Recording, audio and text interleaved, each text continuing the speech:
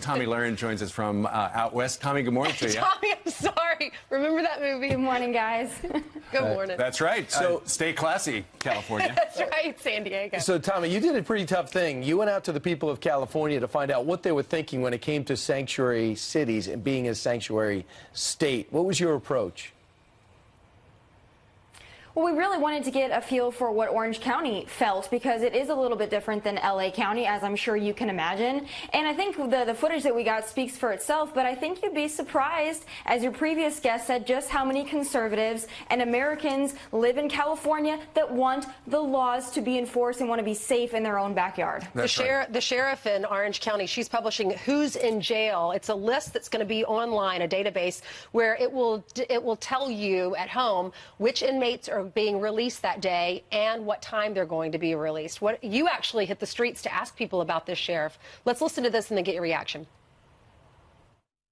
Support the enforcement of law, and I want to see that happen. That's an important thing to our community. It's a bad idea.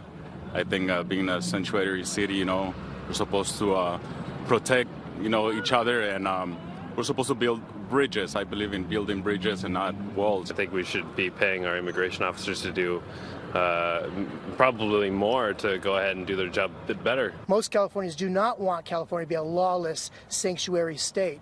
They want to be protected. They want the laws enforced. Well, if that's true, Tomi, if a majority of people in California don't want to be a sanctuary state, why is it a sanctuary state?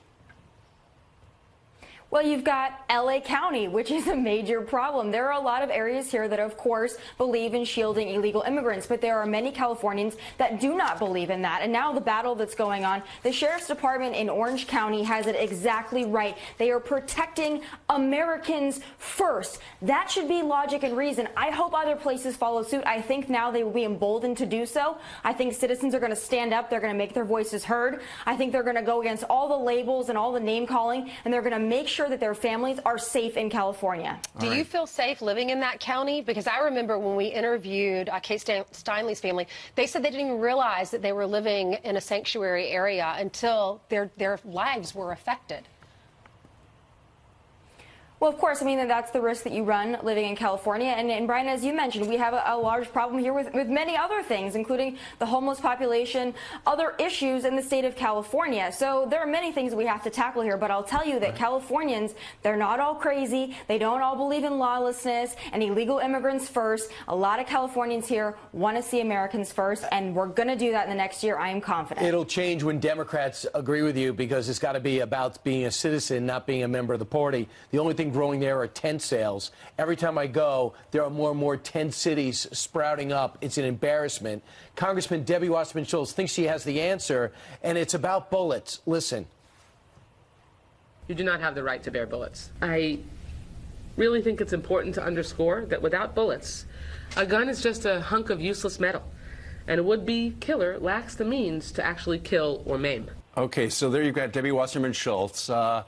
She's referring to the march last week across the country, and her suggestion is, of course, we heard from the former Justice of the Supreme Court repeal the Second Amendment yesterday. Her suggestion is have a background check to buy bullets.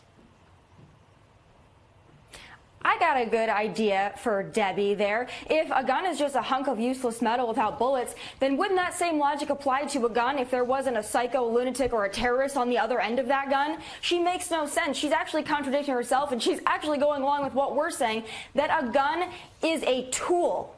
And furthermore, I wonder if Debbie realizes that people can make their own ammunition and bullets. I'm sure she's probably not aware of that.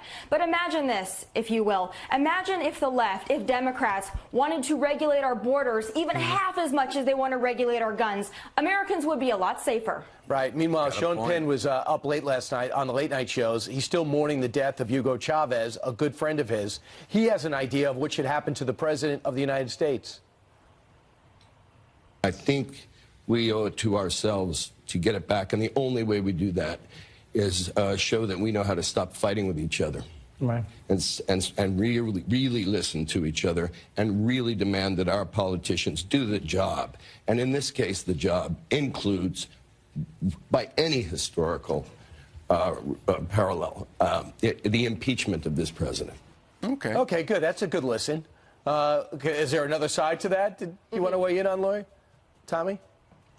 Well, really, if he was listening to the American people, as he mentioned, if we were listening and speaking to each other, he would understand that President Trump won the election and the American people have spoken. So the fact that he wants to throw out there that we should just arbitrarily impeach Donald Trump, I'd like to hear his reasoning behind that. Again, he's been making his late-night talk show circuit, and the man doesn't even seem to make sense on most of these shows. I don't think I'll be taking my political advice from the likes of Sean Penn, especially when you look at who his role models are. I think that's a hard pass for me.